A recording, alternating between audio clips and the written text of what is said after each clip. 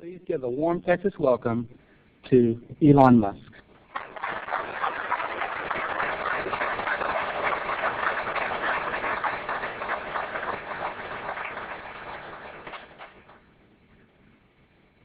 All right, thank you for having me here. Appreciate the invitation, and I suspect I'll be visiting Houston quite frequently in the future, given the cost contract. So we've got a great city, and I always look forward to visiting. So we'll talk about SpaceX, give you a little bit of background, tell you about the last launch that we had, and then tell you about where things are going long term, and at least some time for questions, because I find that's often the best part of any presentation. Allows me to interact and really address anything you're curious about. So SpaceX was founded about 5 years ago. The long-term goal was to really dramatically improve the cost and the reliability of space transportation. It doesn't help if you just improve the cost, but the reliability suffers. So reliability is, in fact, has been our primary focus, and cost secondary. The initial market was small government commercial satellites with the Falcon 1. And the idea behind the Falcon 1 was that it would serve as a scale model, as something where we could test out the technologies, and when we make mistakes, they're made at a smaller scale rather than jump immediately to a large rocket and make mistakes which cost 10 times as much. So that's a strategy we've been executing, and I think it's worked out reasonably well so far. But it's worth noting that the plan for SpaceX from the very beginning was always human transportation. So can we really make some progress in helping humanity become a true spacefaring civilization, where a large number of people can afford to go to space, and where it's not limited to just a really small number of people every year. So if we can help set space transportation on a path of continuous improvement in cost and reliability, as we saw with aviation. The early days of aviation were extremely risky, extremely expensive, but over time that improved, and to the point where today you can buy a nonstop flight from Houston to London for the return ticket for $500. I mean, that didn't even used to be possible, and then even when it was possible initially, it used to cost 10 times that amount, and now it's very affordable. So that was brought about by there being constant improvement in aviation over time. And so if we can help make that happen, then I'll consider SpaceX to be successful. If all we do is be yet another satellite launcher or something like that, or ultimately are only about as good as Soyuz in cost per person to orbit, I mean, that would be okay, but really not a success in my book. So anyway, the long-term holy grail is can SpaceX help establish a permanent presence beyond Earth? Personally, I think if humanity can help establish life on another planet and extend life, make it multi-planetary, I think that really would be one of the most important things that we could possibly achieve. If you think about the important milestones in the history of life itself, and that means going beyond the parochial concerns of humanity. Initially there was single-celled life, and then there was multicellular life, and then things acquired skeletons, and then some of those things transitioned from the ocean to land. You had the development of mammals, and there's probably about 10 or 12 really big milestones in the history of life itself. And I think on that same scale would fit life becoming multiplanetary. I think it would be at least as important as life going from the oceans to land, and arguably more important. To the best of our knowledge, life exists only on Earth, so if we don't at some point propagate beyond Earth, then there will be some calamity that befalls life here that will extinguish it. And for all we know, that may be the extinguishment of life itself. So I think it's really important that we try to do this, and if humanity is one day able to do this, it will require really orders of magnitude reduction in the cost of space transportation, and much more reliable space transportation as well. So SpaceX operates on a Silicon Valley type of mode of operation. It's a flat hierarchy, close-packed cubes, high engineered to manager ratio, rapid prototype iteration, and crowd operate on a best idea wins type of philosophy, where what matters is the merits of the argument, not the arguer, not the status of the arguer. So we started with 3 people 5 years ago. We're now over 300, and I think we'll probably be over 400 within 12 months. So we're growing pretty quickly. We're currently 100,000 square feet of office and manufacturing space near LAX, about 2 miles south of LAX. And we're expanding to 500,000 square feet later this year. We have a big propulsion structural test facility here in Texas, just halfway between Austin and Dallas. If everyone here knows a little town called McGregor, that's where our test facility is. And then we've got launch complexes in Kwajalein. Kwajalein is currently our primary launch facility. We have a dormant facility at Vandenberg, and you may have read that we recently were awarded Launch Pad 40 at Cape Canaveral, which is a great launch pad. It was used to launch the Titan IV heavy lift vehicle until about a year ago. So this is what our first building looked like 5 years ago. This is what the building looks like that we're moving to later this year. That gigantic thing there. The ceiling height is about 60 feet. That was used to build 747 fuselages until last year.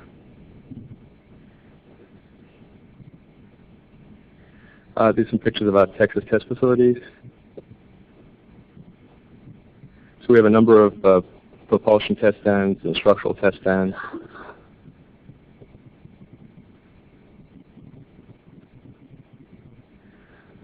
These are Falcon 9 test stands. So the one on the left is where we'll be doing the stage hold down firings of Falcon 9. So as you can see, a very, very big stand. And the top of the concrete is about 130 feet. And then what we call the stairway to heaven, which is this narrow stairwell, it goes up about another 100 feet. It's the tallest thing for, I don't know, 20 or 30 miles. So we have to put an FAA beacon on top so planes don't fly into it. And there's a construction elevator along the one leg, and then the plumbing goes up the other leg. And on the right-hand side is the structural test stand for the Falcon 9 thrust frame. So it's what takes the 9 engines of the Falcon 9, and those hydraulics are capable of pushing down with about 1.5 million pounds of force. So it's a very stout structure.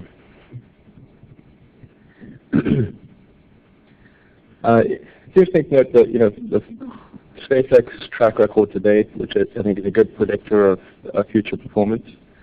The Falcon 1 was really developed from a clean sheet to being on the launch pad in 3 years. And that includes the entire vehicle. So the entire vehicle was designed, built, and tested at SpaceX. Almost. I mean, there were a few pieces that were procured outside, but we have a very high mass fraction first stage. It's a 94.5% propellant mass fraction first stage.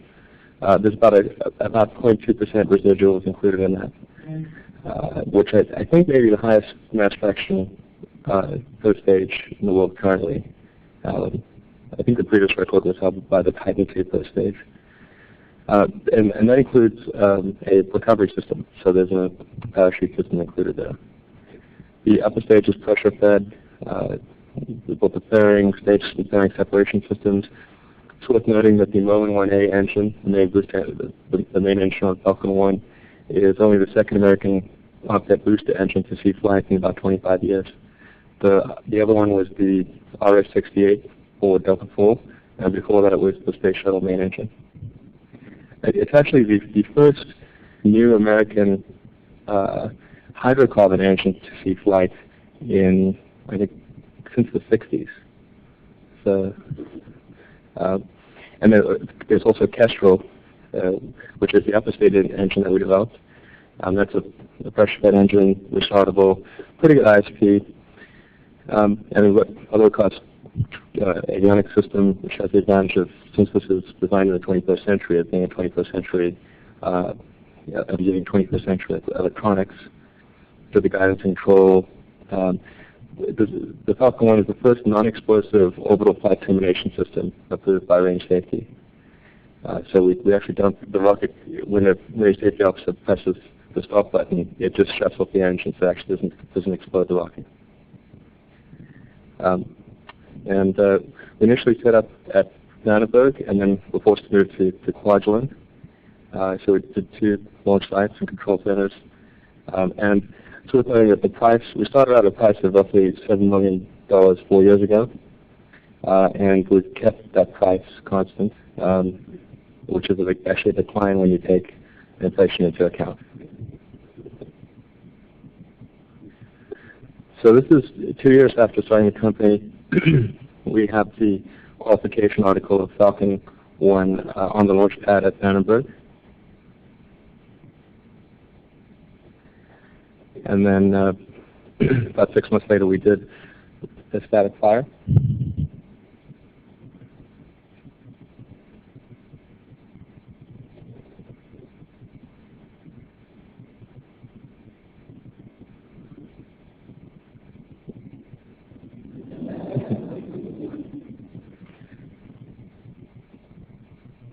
Right. We had sound, but I guess it's not working for some reason.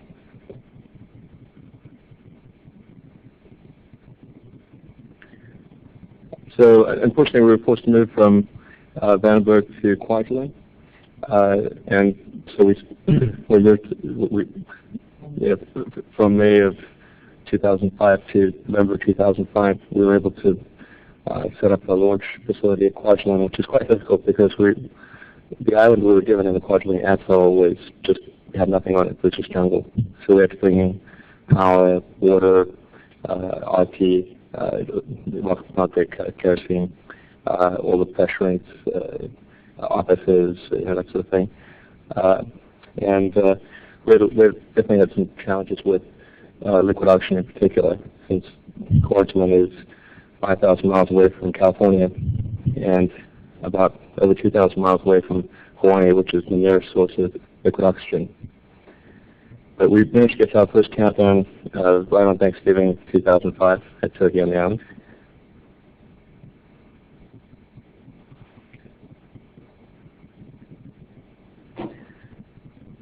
So it took us 4 countdowns to get to the first test flight, which was in March of 2006.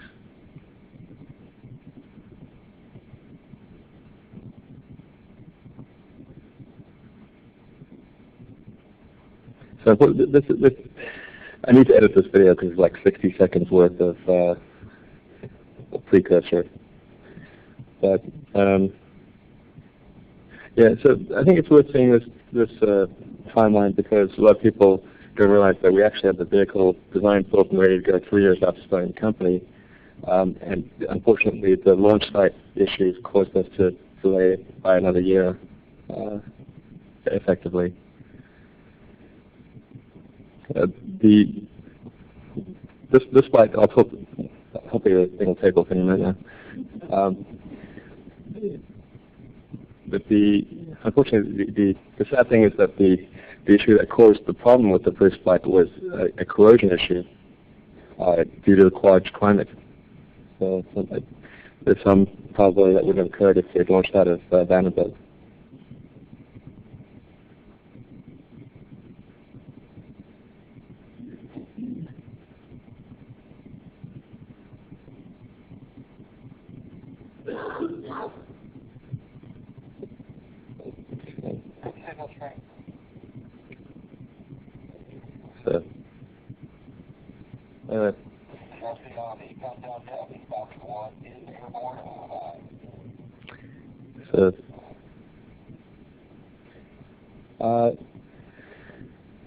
But unfortunately, it came back later.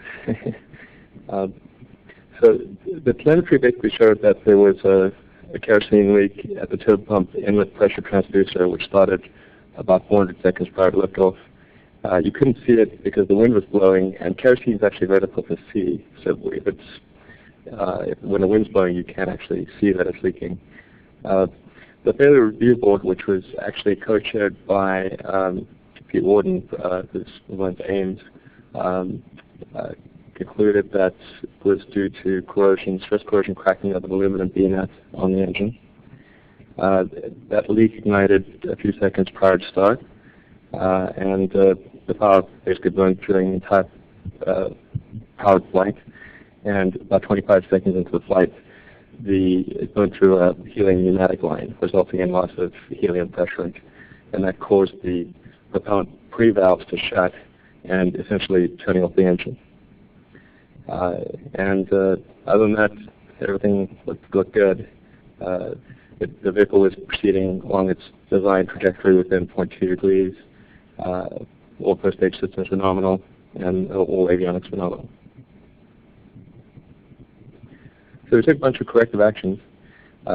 We improved the vehicle robustness by eliminating as many fittings as possible and going to orbital tube welds, by replacing aluminum fittings with stainless steel at a slight mass penalty. Actually, the stainless fittings cost less than the aluminum fittings, so this was a cost savings, I suppose. A number of other changes. We also added more detailed procedures, some more personnel to the process. So a triple sign-off was required by all on all work, both the technician, the responsible engineer, and an independent QA person were required to sign up on all work on flight hardware. And then close out photos. And we also went through ISO 9001 certification last year. The biggest single change is we massively improved the software health monitoring and launch automation. We were monitoring approximately 30 variables. We went to monitoring 800, including both the vehicle and the ground support equipment. And we would have caught the fuel leak if we had the system in place. And the countdown is also now fully automated, which reduces the potential for human error and allows engineers to focus on the data. It also allows us to take some number of personnel out of the countdown process, people that were just basically doing the job that the computer was doing. So although we added people on the QA side of things, we were able to reduce people on the launch ops side by having increased automation. So ISO certificate. So as far as Demo Flight 2, which took place in March, we just finished the post-flight review with our customer that shows that the only orbit-critical issue was lack of slosh baffles in the second stage, the LOX tank, that caused decoupling of the control and slosh modes. We did obtain full telemetry and video well past nominal end of mission. There were actually 3 dishes following the vehicle, and although some dishes, fortunately, at any given point there was 1 dish with a good signal. So we were able to splice together telemetry and video to get a full mission duration. So all systems and flight regimes were tested, demonstrated a highly responsive launch. If you were following it closely, so we were able to light the engine, abort, detank, retank, and launch in 70 minutes. It was considered a success as a test flight by DARPA and by SpaceX. And we will be launching our first 2 operational satellites later this year. The first will be TACSAT for Navy Research Lab, and the second will be in October, and then the second will be a Malaysian Space Agency satellite in December. We have a total of 5 Falcon 1 missions and 6 Falcon 9 missions on our upcoming schedule, and we expect to close probably 4 more Falcon 1 and 3 more Falcon 9 missions in the next, through the balance of this year. And that will bring us to 20 launch contracts in total, including the 2 that have taken place. So Falcon 9, and there's information on our website if anyone's curious as well, but it's designed to NASA safety margins, mandating safety margins of failure tolerance. It's roughly 840 pounds of thrust, 840,000 pounds of thrust of liftoff, with a maximum mass of about 700,000 pounds. So, sort of on the order of the Soyuz in size. 12-foot main body diameter, rising to 17-foot with the large fairing. I actually don't have a picture of the vehicle with the large fairing, but it's kind of the big fairing you'd see on, say, an Atlas V or a Duffel. And the vehicle is 150 foot with Dragon, 180 with the large fairing. The 9 engines on the first stage are being carefully designed to provide engine out capability. So if we lose an engine, you can still complete your mission successfully. And depending upon the phase of flight, you could actually lose multiple engines and still complete the mission.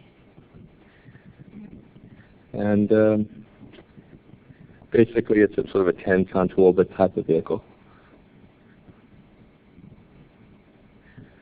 Most people are worried about the number of engines, but I think it's worth seeing pictures of what the Soyuz looks like on the base end. There's quite a few thrust chambers there. The Russians have a definition of engine where they only count things by the number of turbo pumps, but that's kind of a silly definition because by that definition, the Falcon 1 doesn't have an upper stage engine. So I think you really need to count it by the number of thrust chambers. So each thrust chamber is an engine. So Soyuz has 32 engines on the base. Saturn 1 has or had 8 engines on the base. Those each have an individual turbo pump. So Falcon 9 is really quite comparable to Saturn 1B. It's got 1 extra engine, basically.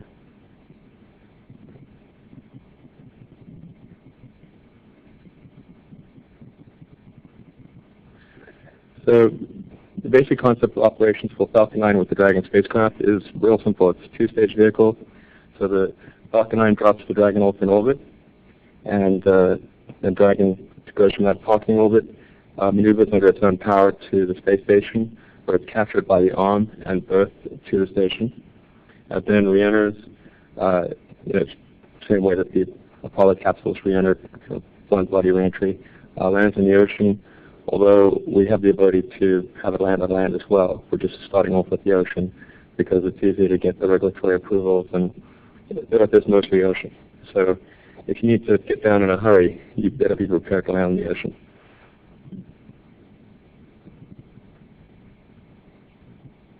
So as far as Falcon 9 itself, we finished serial number 1 of the first stage primary structure, which ships to I think I mentioned this, shipping up to Texas. Texas testing site in a few weeks. We'll be starting the first flight unit, serial number 2, in 3 weeks. It's made of aluminum lithium in the barrel sections and 2219, sort of a standard aluminum in the domes. This year we'll probably produce I think 2 flight units, and next year we'll be producing probably 6. The year after that, as much as 12. It really depends on what the demand is. We have achieved our 1C development goals and actually exceeded them slightly. The goals were 92,000 pounds of sea level thrust and 299 vacuum ISP. We've gotten to 94,000 pounds of thrust at sea level and 302 vacuum ISP for the full mission duty cycle. And we expect to finish qualification of the Merlin 1C in July. We have tooling and material in place for 25 of the engines this year, at 40 or so next year. We'll start doing integrated stage and engine testing in August, most likely. And there's going to be a progression of multi-engine firings, starting with 1, 3, 5, and then probably 9. And we'll do a full stage hold down acceptance test of the first flight stage before we send it to the launch pad.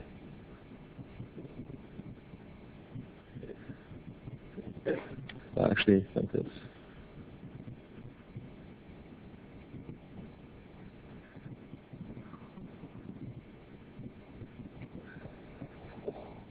So this is the Merlin 1C, just a recent firing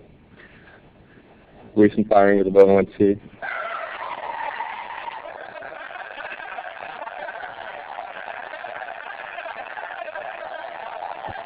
Goes on for a while.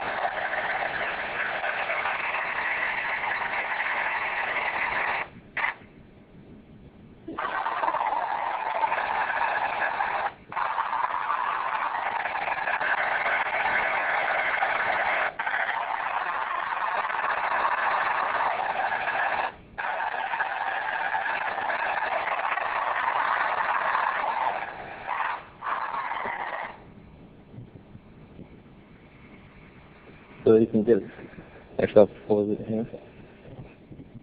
So there you can see the whole engines in the stand there. The chamber is milled copper liner with a nickel cobalt electroplated nickel cobalt closeout.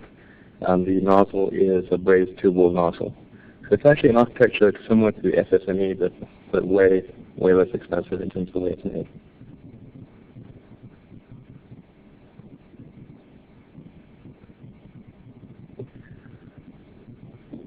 So the Miller 1C is designed for a man rating, so it's got a 50% margin above flight loads. And it's actually more than what's needed for man rating. It's also fortified against foreign object ingestion, and we'll be doing foreign object, and have done actually inadvertently some foreign object tests. And so far it's held up quite well. But we'll be doing a formal set of foreign ingestion tests to verify that maybe if it's like on a piece of aluminum or steel or some organic or something like that, that it doesn't cause the engine to come apart. And we want to try to reach 25 or more cycles before any refurbishment, and ideally something on the order of 100 cycles before the primary elements need to be replaced.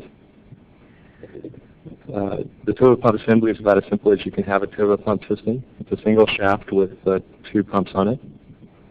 So they'll start up at the same time by definition. It uses a pintle injector, which is insensitive to contamination, no known combustion instability issues.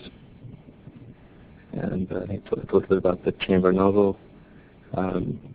We will be having Kevlar flat jacketing between the engines of the Falcon 9, so even if an engine does come apart explosively or in a fire, it will be protected against damaging any of its neighbors. Oh, it's worth noting that SpaceX will produce more booster engines this year than any country except Russia. So we'll be producing about a total of 30 engines, roughly 5 Kestrel engines and 25 Merlin engines. And I think that's more than any country in Russia, except Russia. Certainly more than the rest of U.S. production combined.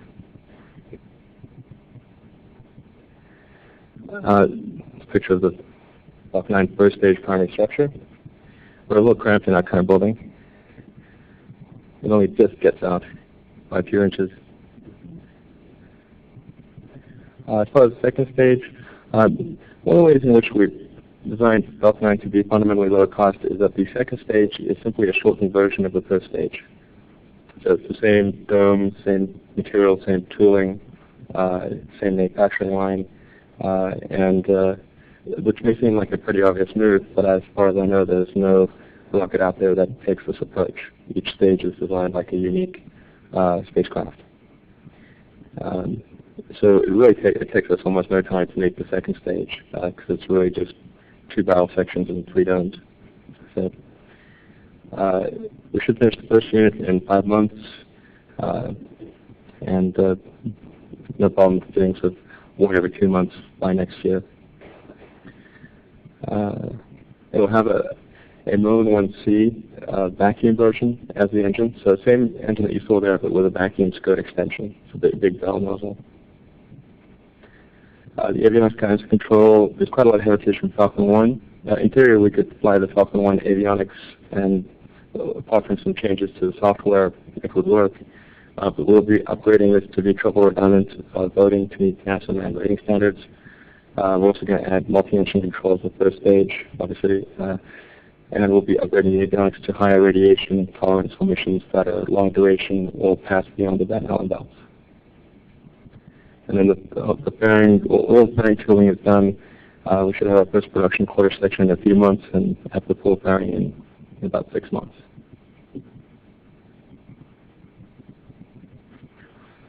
So as far as Dragon is concerned, looks like all things are good for demo and CDR in August.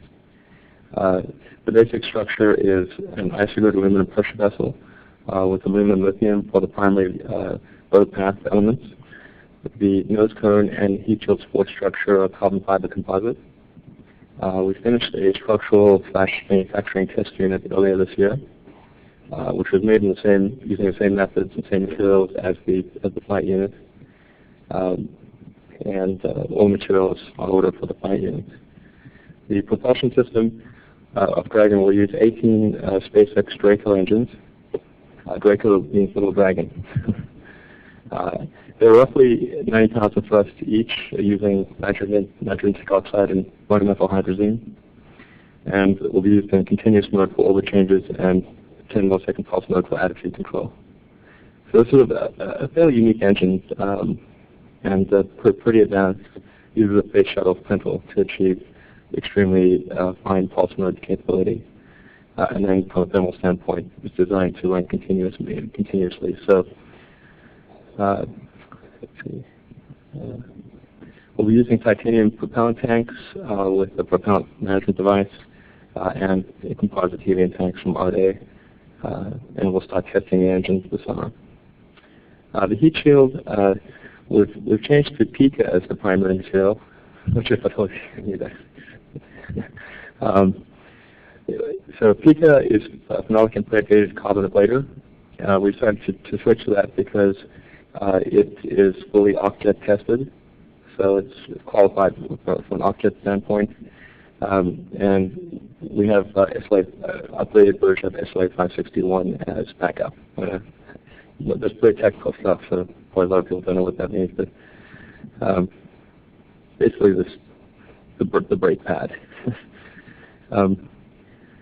So we will actually be using the SLA material on the Falcon 9 second stage. So the Falcon 9, I forgot to mention that the Falcon 9 is designed to be reusable as well as Dragon. So the Falcon 9 second stage needs a heat shield in order to be able to re-enter and survive. And the heat shield we'll be using on that is actually an SLA heat shield. But we do not plan on octet testing that, because recovery of the Falcon 9 booster is an optional thing. It's not required. So we feel confident enough to actually fly the second stage re-entry with SLA that hasn't been octet tested. And if it works, great. If it doesn't work, well, nothing will. And then parachutes, we're working with Irvin. There'll be 3 main ring sails and 2 drogues, so you can lose either a main. We can lose a main and you can lose a drogue, and things are still okay. Very low normal descent rate of 20 feet per second, which is about what a parachutist would come down at. And that allows us to transition from the ocean to land pretty easily. So on the left there is the structural test unit that I mentioned. You can see the machined isoglute door. And although the first missions for Dragon are cargo, we're designing everything for manned loads. So it's designed to take the loads of an escape rocket and to take high G bullets and all that stuff. And it's also got windows, which cargo does not need. And then on the right, you can see what it looks like with the engines when the engines are on. So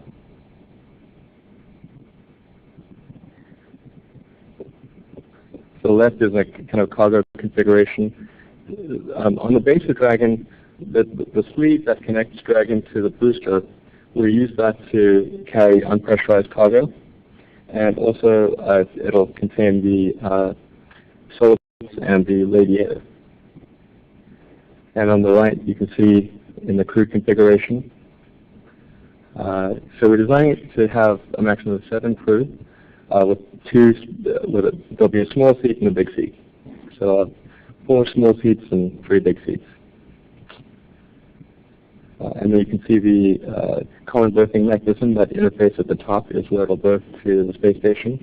So the nose cone gets tossed away, and it berths to the space station on that interface. A few more pictures of it. You can see it stuck on a little section of the space station. And that's it. And there's actually also more videos and pictures and whatnot that you can see on the SpaceX website. I should also say, where do I see the future of commercial spaceflight? Well, I think we're really entering a new era that's very exciting for commercial spaceflight. There's a lot of things happening on the suborbital front with Jeff Bezos, and Blue Origin, you've got obviously Burt Rutan, Scale Composites, and Virgin Galactic, and we've got John Carmack, who's here in Texas with Armadillo Aerospace. I think John's going to do really well. And then on the orbital front, you've got ourselves and Rocket Plane Kistler, and I think we'll see some of the companies that are doing suborbital work transition at some point to orbital activity. So I think it's pretty exciting.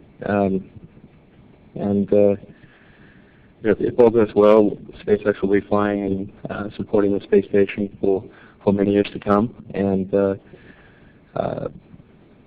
also potentially supporting things like the Bigelow space station, and who knows, all sorts of other things that will develop. So I'm really, really bullish on the future of space flight, so I'm really excited about it. Are there any? So the question is it possible to put Orion on top of Falcon 9 and get its orbit? Well, it sort of depends on what the mass of Orion is considered to be. So I think if it was, the capability of the basic Falcon 9 is 10 tons to LEO. So, but there is a heavy version of Falcon 9 that we'll be developing with the side boosters, which is similar to the Delta IV Heavy, the common booster flow approach. I believe that may be able to put Orion into orbit, because that's capabilities on the order of 25 metric tons. So it's just, I think within an possibility. Well, actually, I didn't do any market research. So maybe that's why I did it. If I had done market research, I would have probably got done it. So, no, I do think there's a market for what we're building. I didn't do any market research. I certainly, read about what rockets exist in the world, what are they launching, and that kind of thing. So, I knew that at a minimum we should be able to go and compete in the existing market and have some kind of a business, even if it wasn't, really breakthrough or anything like that. So, yeah, I mean, there's, I don't think there's any kind of market research you could do that would say, okay, if you really believe it, if you can reduce cost by this amount, then there'll be this, this extra number of launches that occur as a result of that reduced price.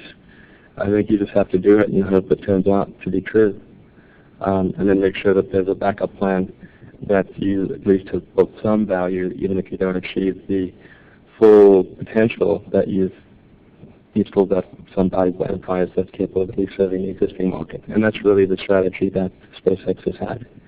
We can at least serve the existing satellite launch market and hopefully the space station. And even if that's all that happens, well, it's not a terrible thing. But hopefully, by lowering the costs, improving the reliability, we can expand the market substantially.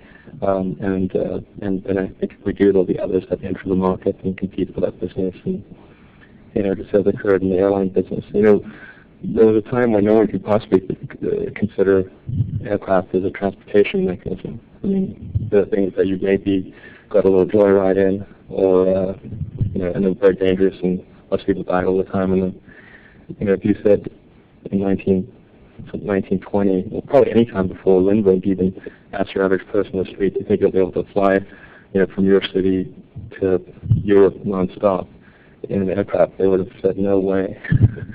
That's ridiculous.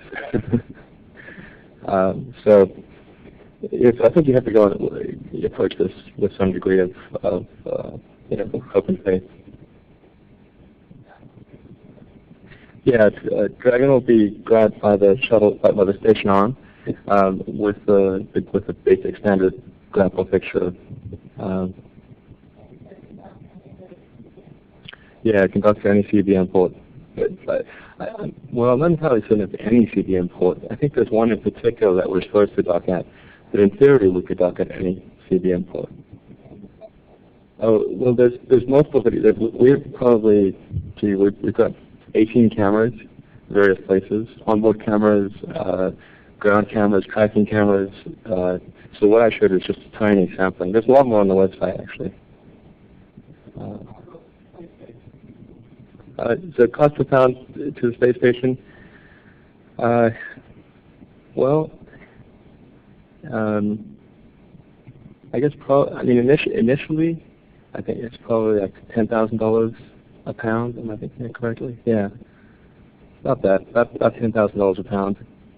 And that's cargo to the space station as opposed to cargo to mass to orbit.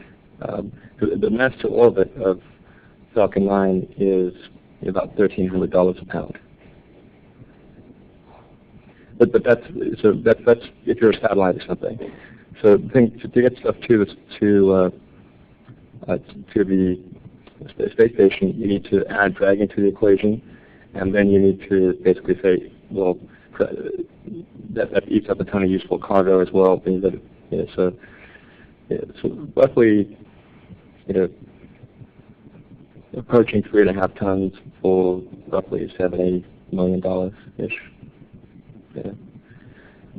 We have to see how we have our pricing estimates, but we have to see what the final pricing turns out to be. Now, I should point out that assumes zero reusability. So if we are able to make the reusability economics work, that price could be substantially lower. Well, we expect to do probably a lot of commercial flights to geosynchronous orbit. Hopefully some launching some planetary missions, stuff to Mars or Moon or that sort of thing. Okay. Probably more questions.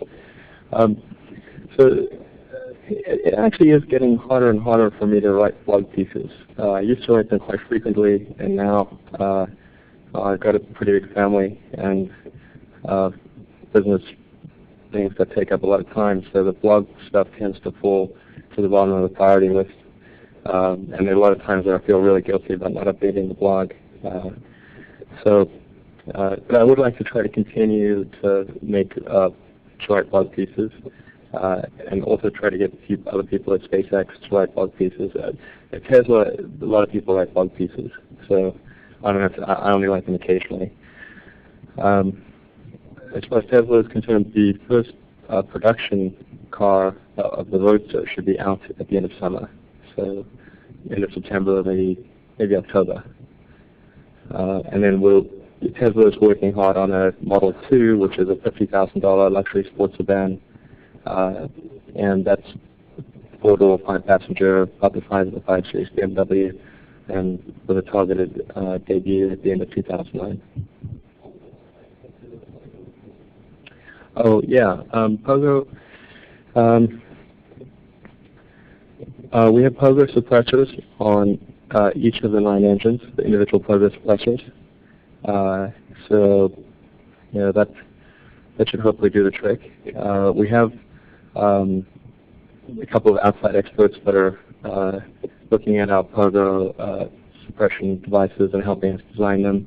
The guy Shel Rubin, you may know him if you're familiar with Pogo stuff. And there's a few other people we're bringing on board as well to look at that. But Pogo is certainly something we take seriously.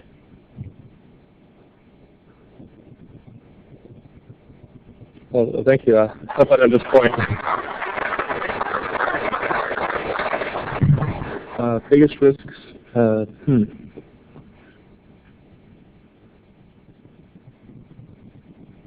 I don't know what the biggest risk is, actually. There are lots of risks, but I'm not sure how to order them exactly to say which one is the biggest one.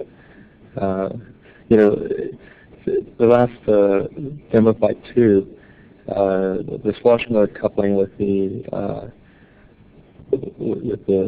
control frequency of the second stage was number 11 on the guidance control risk list, number 11.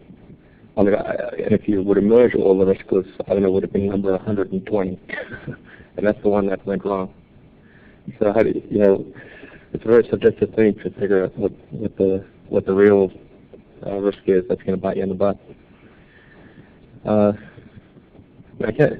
Fortunately, with the knowledge that we'll gain from Falcon 1, we're not going to make in retrospect an elementary error like not having slash baffles on the stage. So I think we'll be safe from that sort of stuff. It's possible we could have some challenges getting through the birthing process. I don't know that much about it. It's not an area where I'm all that familiar. We're learning a lot at SpaceX, and we have some outside companies that are very familiar with the process, helping us. I see Dave over there from Odyssey. And Harold is helping us with the safety stuff.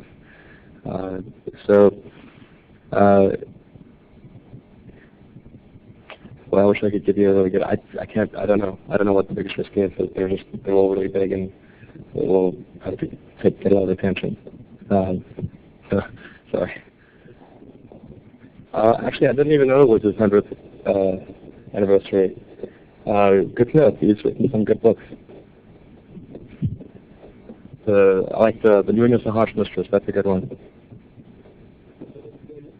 We've certainly made some use of existing hardware, such as quick disconnect. In fact, many of the things you mentioned, quick disconnects, regulators, certainly control valves. Most of our control valves are from Murata, which is provide control valves for the shuttle. We use continuum event relief valves. We use Stanford new legs, and a lot of existing satellite componentry in Dragon. The big stuff has been developed from scratch. We kind of have to do that because if we were to cobble together stuff from existing quasi off-the-shelf components, then we would be unable to reduce the cost, because to the degree that you inherit legacy components, you also, while you may inherit their heritage, of course, you also inherit their cost. And so we were of necessity forced to make the major items like the engines and the stages and the avionics and the launch ops and all that, to do that from scratch. Well, I've invested $100 million approximately. A little more than that. We've spent more than that. So that's sort of invested capital. But we've spent more than that because we've received payments for launch. We did the first 2 Falcon 1 launches. We've received advanced payments on a number of the other launches. We've passed some cost milestones. So I'm not sure exactly. I'd have to think about it.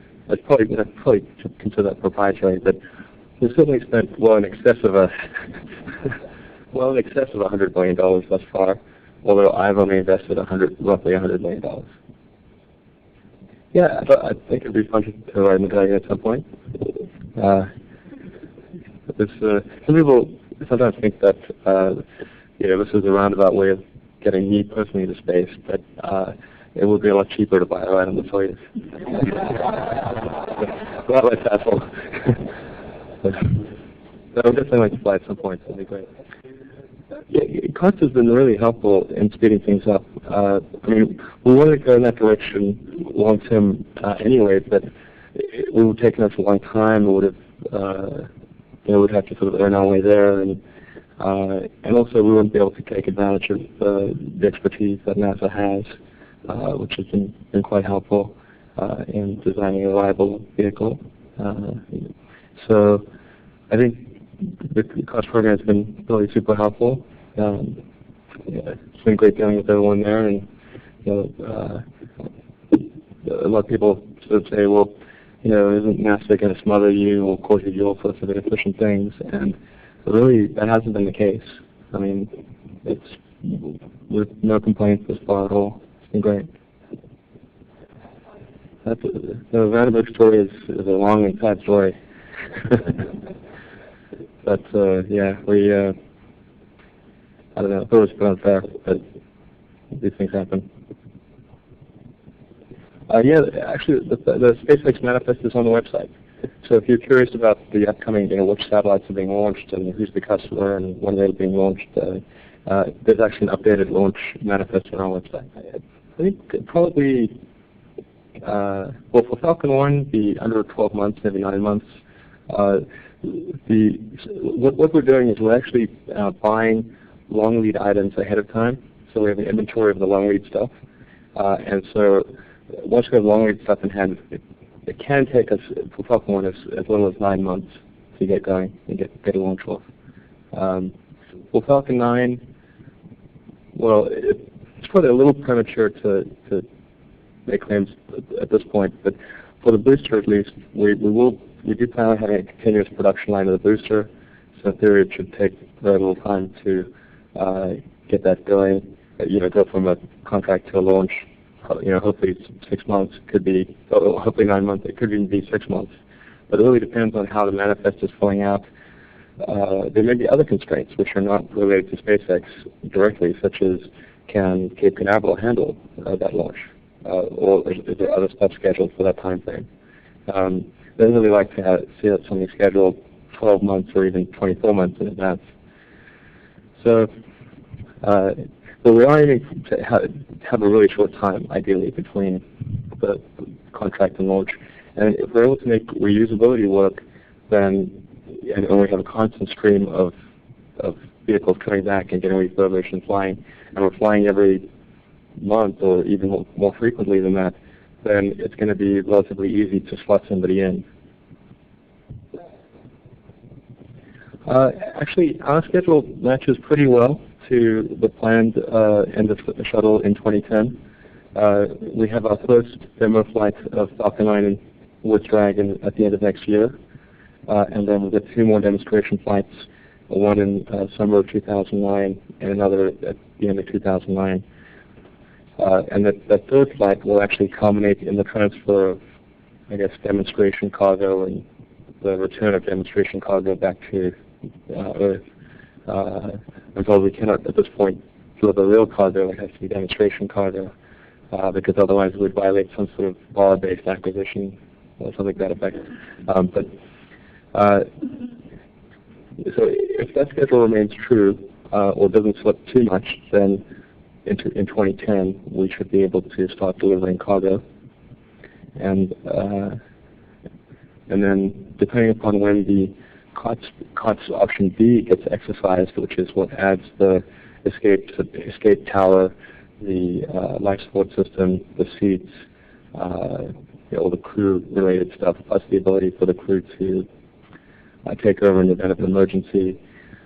So depending upon when COTS B gets activated, we should be able to, I think, do take people to the space station. Well, probably, early 2011, something like that. It really depends on when things get going. Well, if Bigelow has his, puts up a workable private space station, obviously we'd love to take people there and back. So I think that would be super synergistic. We do have a Bigelow launch on the Falcon 9 manifest for launching, I think it's a 2/3 scale version or something that approximately that size of one of the inflatable space stations. So so irrespective of what happens with the full scale version or how well that does, and whether he's able to sell sell people the space station or lease it or whatever, we do have one launch of Falcon 9 with Bigelow. So how many launches can Falcon 9 take before it has to be permanently retired? I think it's really hard to make an exact prediction. We really have to look at what condition it is in when it comes back. The engines, we're aiming for at least 25 full mission duty cycles before any refurbishment is required of significance, and ideally upwards of 100 cycles. So we'd like to get something like that out of the rest of the Falcon 9 as well. So sort of target at least 25, hopefully as many as 100. But it it's going to really depend, on what condition things come back in. And I think like a jet, we'll have a maintenance schedule. So there'll be some things that need to be replaced every flight, some things that need to be replaced every 5 flights, some every 10 flights, some that really are just never going to wear out, in any kind of reasonable time frame. And then we'll have an inspection schedule. So just like if a jet engine has a hot section inspection every certain number of hours, and you replace this component every certain number of hours, we'll have something similar for the rocket. So we want to try to overall just sort of drive things in the direction of the way that jet aircraft are operated. So I don't think we'll ever be get as good as that, but we at least want to try to push in that direction. I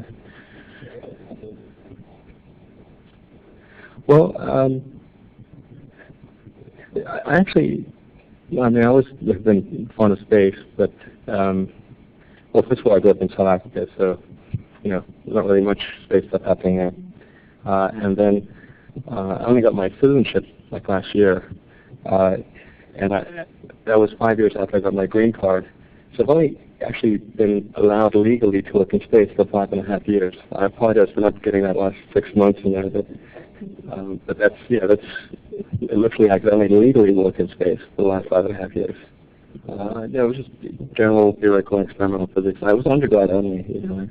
I actually originally was going to go out and do a PhD at Stanford in the material science and physics of high energy density capacitors. So actually very applied, almost really engineering. And that was for use in electric vehicles.